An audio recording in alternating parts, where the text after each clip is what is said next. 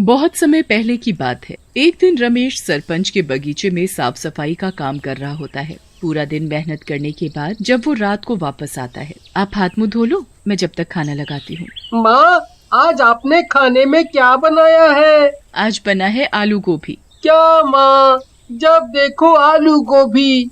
मुझे तो मुर्गा खाने का बहुत मन है, पर माँ रोज रोज आलू गोभी बना देती है।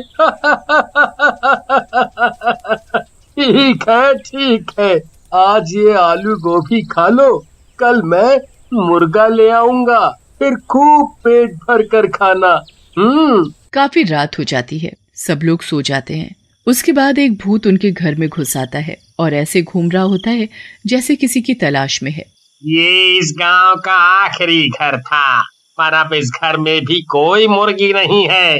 अब मैं क्या करूं? मैंने गांव के सारे मुर्गे मुर्गी तो पहले ही चुरा लिए हैं, पर वो सब मिलाकर 100 ही हुए हैं। अब 101 की गिनती पूरी करने के लिए आखिरी मुर्गा कहाँ से लाऊं? भूत निराश होकर घर से वापस जाने लगता है, पर अचानक उसे एक ख्याल आता है। क्यों ना मैं अंदर सो रहे उस बच्चे को ही मुर्गा बना दूं।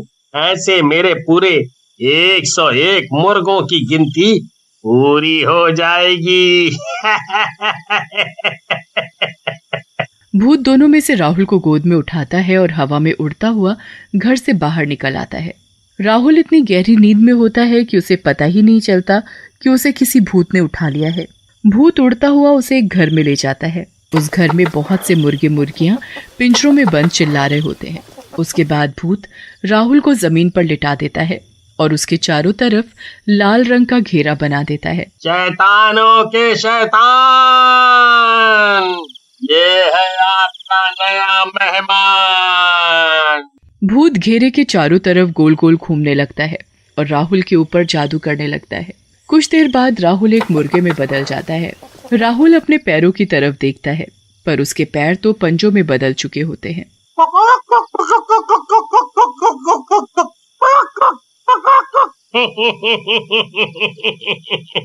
आखिर हो ही गए मेरे पास पूरे 101 मुर्गे। अब मैं कल से इनको गांव वालों को खिलाऊंगा, और जिस दिन ये सारे मुर्गे खत्म हो जाएंगे उस दिन मैं इस दुनिया का सबसे शक्तिशाली भूत बन जाऊंगा। अगले दिन भूत अपनी दुकान खोलकर बैठ जाता है और गांव वालों को मुर्गे बेचने लगता है। दूसरी तरफ अगली सुबह रमेश वापस सरपंच के घर काम करने के लिए निकल रहा होता है। मैं जा रहा हूँ, शाम को आते वक्त राहुल के लिए मुर्गा लेता आऊंगा। जी ठीक है। रमेश काम पर चला जाता है और कमला अपने घर के कामों में लग जाती है। किसी को अभी तक इस बात का एहसास भी नहीं होता कि राहुल घर से गायब है। राधिका भी उठकर घर के काम में अपनी माँ का हाथ बटाने लगती है। राधिका, जरा इस राहुल को जाकर उठाना तो। दिन चढ़ाया है पर ये लड़का अभी तक सो रहा है। नहीं माँ, मैं जब उठी तब वो अपने बिस्तर पर था ही नहीं। वो जरूर अपने दोस्तों के साथ खेलने गया। आप उसे कुछ कहते नहीं हो ना, इसलिए अपनी पढ़ाई लिखाई छोड़कर बस खेल कूद में ही लगा रहता है। अब मैं क्या करूं, ये सुनता भी तो नहीं। आज आने दे इसे, अच्छे से इसकी खबर लूंगी। कमला और राधिका फिर से अपने कामों में लग जाते हैं। काफी देर हो जाती है। दिन के खाने का भी वक्त हो जाता है, पर राहुल घर नहीं आता। अब कमला और राधिका को राहुल की चिंता होने लगती है। इतनी देर तक तो कभी बाहर नहीं रहता। राधिका बेटा, तू जरा जाकर तो देख कि कहाँ खेल रहा है ये लड़का। जी माँ, आप चिंता मत करो, मैं अभी उसे पकड़ कर लाती हूँ। राधिका गांव में हर जगह राहुल को ढूंढने लगती है और उसके सारे दोस्तों के घर जाकर भी उनसे राहुल के बारे में पूछती है, पर राहुल का कुछ पता नहीं चलता। वो घर आकर अपनी माँ को बताती है तो वो और ज्यादा परेशान हो जाती है। अब तो इनके आने का ही इंतजार करना पड़ेगा, वो आएंगे तभी कुछ होगा। दोनों रमेश के आने का इंतजार करने लगते हैं और रमेश इस बात से अनजान कि उसका बेटा राहुल कहाँ है, वो सरपंच के बगीचे में काम कर रहा होता है। काम खत्म करने के बाद रमेश घर आने लगता है। तभी उसे याद आता है कि उसे राहुल के लिए मुर्गा लेना है। वो मुर्गा खरीदने जा ही रहा होता है कि तभी उसे आवाज आती है, मुर्गे की मीट ले लो, मुर्गे की मीट। अरे, यहाँ कौन मीट वाला आ गया? खैर मुझे क्या, मुझे तो मीट लेने से मतलब है। रमेश मीट की दुकान पर जाता है जहां वो भूत एक आदमी के भेस में दुकान पर बैठा होता है। उसकी दुकान में खूब सारे पिंजरे होते हैं जिसमें उस भूत ने अपने सारे मुर्गों को बंद कर रखा होता है। अरे भाई, ये दुकान पहले तो यहाँ नहीं थी। हाँ भाई साहब, मैंने आज ही ये दुकान खोली है। अच्छा, ये तो अच्छी बात है। चलो, मुझे एक ताजा मुर्गा काट कर दे दो। आदमी के भेस में वो भूत सबसे पहले राहुल को ही पिंजरे से गर्दन पकड़कर बाहर निकालता है। राहुल अपने पापा को देखकर जोर जोर से चिल्लाने और फड़फड़ाने लगता है।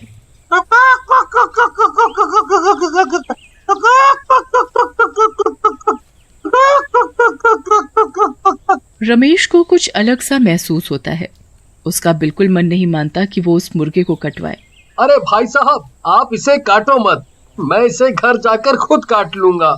आप मुझे ये मुर्गा ऐसे ही दे दो। मैं काटूं या ये आदमी? मुझे तो इन सब मुर्गों की मीट इन गांव वालों को खिलाने से मतलब है। क्या हुआ भाई साहब, मुर्गा नहीं देना क्या? जी जरूर देना है भाई साहब। आप ये मुर्गा पकड़ो और घर जाकर ताजा ताजा काट कर खाना। रमेश उस मुर्गे को घर ले आता है। वो कमला और राधिका को ऐसे रोते देख हैरान होता है। क्या हुआ तुम दोनों को, रो क्यों रहे हो? राधिका सारी बात अपने पापा को बताती है। हे भगवान, ये कैसे हो गया? राहुल ऐसे कैसे गायब हो सकता है? अभी कुछ दिनों से मैं हमारे गांव में मुर्गे मुर्गी चोरी होने की बातें सुन रहा था, पर आज तो हमारा बच्चा ही गायब हो गया।